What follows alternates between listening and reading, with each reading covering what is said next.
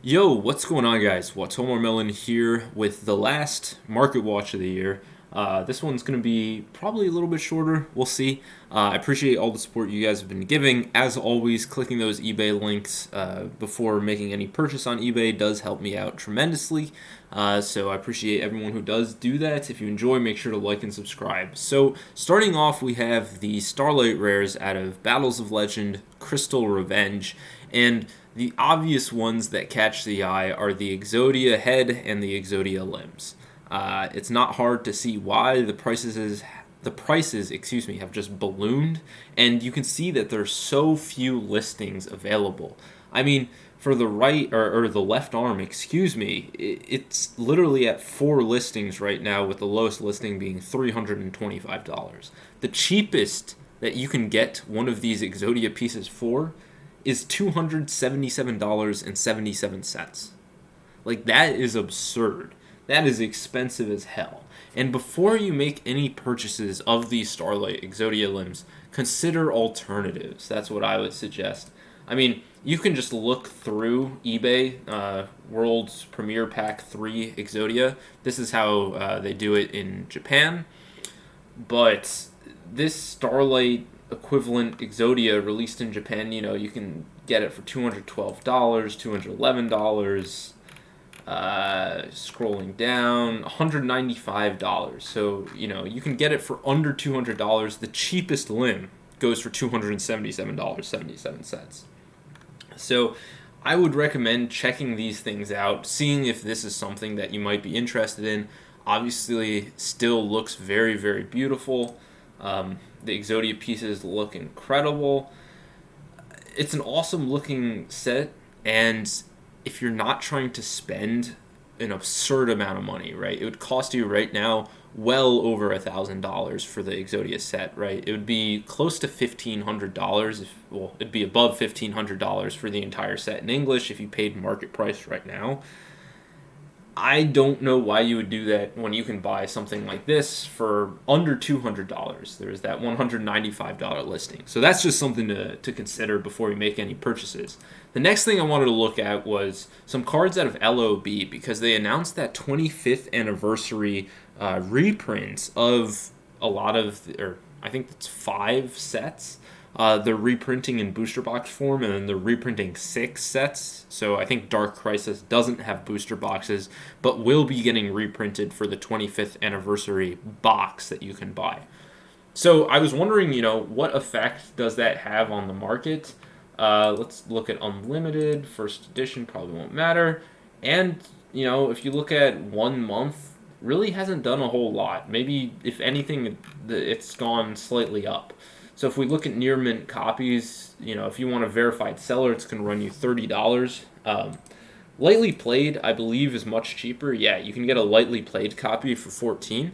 And honestly, I prefer buying lightly played of these LOB cards, not just because it's cheaper, but a lot of the near mint copies are going to have been pulled recently. If they have play, it's more likely that there are some printing that occurred before 2017. Not always. I've definitely received some reprints that are just scratched up or maybe have a weak corner, but it's something worth considering that if you want that original Unlimited, it has the deep foiling texture, sometimes with waves, I would consider buying, lightly played, maybe even moderately played, and it might still look perfectly fine inside of a binder. You can get it for under $10 in moderately played. But it doesn't seem like people are just tossing away all the Legend of Blue Eyes Dark Magicians that they have. Not surprising, we might see a 25th anniversary stamp or set code on these cards.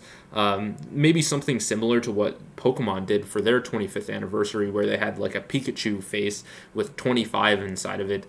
Stamped on the card. So you might see something like that. They already changed the packs to have some sort of 25th anniversary stamp, so it's conceivable that they would do it for this newest reprint. So people aren't, tossing away all these old reprints and unlimited cards. Next up, we got Blue Eyes. Again, let's look at just unlimited, because first editions, not going to change. I didn't realize this, but Blue Eyes has been going up and up. I didn't know that. There was kind of this low around August, but it has just skyrocketed recently over the past 6 months, or 3 months, excuse me. It's gone up a significant amount. I did not know that. Uh, that's pretty interesting. And you can see that if you want a verified seller, the lowest is $75. Unverified 0% or like lower feedback sellers, it's going to be a little less than 70. That's interesting. I didn't realize that. $40 on the lightly played. People are really picking up these Blue Eyes White Dragon cards. I guess people are anticipating that there is going to be a 25th anniversary stamp. I don't know why else the price would be going up so quickly, other than the fact that people really just dumped all the cards they had, but people still actually want to collect LOB Blue Eyes. Who would have guessed? And people really, just got rid of every card they could possibly get rid of because they were panicking. And, we look at the yearly trajectory, it definitely did climb way, way, way down from sort of its peaks. But, that low period in August, we're definitely seeing a huge recovery on the price of this thing. I don't know. Let me look at Dark Magician because I haven't looked at the yearly. Okay, Dark Magician, you haven't seen the same sort of recovery, but you can see that it definitely, came way down, sort of bottomed out a little past August. Maybe this is the September area when the low was, and it's starting to creep up a little bit. And when we look at the lowest verified, it's $30, which is definitely higher than this market price. So that's interesting for sure. Let's see what Red Eyes is doing. Another LOB card, interesting to look at. The yearly, again, sort of this definite bottom around September-ish. This one hasn't gone up yet, but if you look at the trajectory of the other LOB cards, maybe it's about to go on the rise. Who knows? The lowest listing for this one is $25 from a verified seller. The one thing about the Red Eyes is that they have the exact same artwork with that old style ultra rare foiling out of Starter Deck Joey, so that's something to keep in mind before you buy this one. There's a reason that people sometimes are a little shy at buying these LOB ones because they can get an identical looking one from Starter Deck Joey. Lightly played, $16. Really not too bad, especially if you're trying to collect sort of the OG style foiling. Although, something I noticed is that those lightly playeds go up pretty quickly. And so it seems like there's actually quite a recovery of these LOB cards. The last one we're going to look at is Exodia. Let's look at this one. We got to remove the first edition price, as always.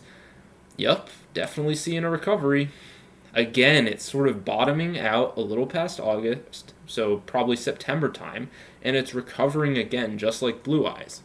This is interesting, and I wonder what people think about sort of this recovery that we're seeing in these vintage cards. I didn't know about this. This is the first time I've seen these graphs, and that's why I'm spending so much time with them. Near Mint Unlimited, $25, but if you want it from a verified seller, it's $34. Lightly Played is going to run you, this one's actually pretty cheap. It starts off a little bit around $17, and then it goes up to close to $20 pretty quickly. And then beyond that, that's something to consider. You got Exodia right here. Moving a little bit away from those LOB cards, these are obviously not going to be affected by the 25th anniversary reprints, but we got some other cool stuff. These are the 2006 Collector Tin Sacred Beasts. I love these things. If we look at the yearly structure on this, definitely came crashing down, sort of bottoming out around the September area. So it seems like September was kind of the worst time for these cards, and then it's kind of just flatlined since then. No really real recovery on them. And if we look at the recent sale, there's a $675. The market price is almost exactly that, so not looking like any crazy movement on this. Near Mint's going to run you $675. No big surprise there. And then Lightly Played is going to be only $3. It's honestly not too bad at all. Uriah, Lord of Searing Flames. This one has gone up. I don't know if it's only, 50 cents or so that's not too surprising. Again, though, you see that real dip around September time. Yeah, so September, you start seeing that dip. And then it's starting to recover a little bit, kind of flatlining, but definitely not going down anymore. So that's interesting to see. Near mint's going to run you around 650. Lightly played is going to run you around $3, pretty similar to Hamon. And then Ravi L, again, we're seeing an increase there. This one's a little more bizarre. It saw a bit of a recovery during the summer, and then since September or so, it's actually saw a pretty steep increase, and then it's kind of leveled off. A different trajectory from the other ones, but I'm seeing pretty clear trends. Near mint, you can get them for $3.75. That's not too bad at all. And then we move over to lightly played, you can get them for $2. That's really pretty nice. I mean, these have always been some of the best budget cards from GX. These 2006 collector tins really are quite nice. And then to round things off, I went a bit longer because I hadn't seen that data about the recovery. Here we've got Chaos Emperor Dragon out of Toon Chaos Collector Rare. Let's look at the yearly things. These have just gone down and down. Not super surprising. Near mint first edition English from a verified seller costs you $123.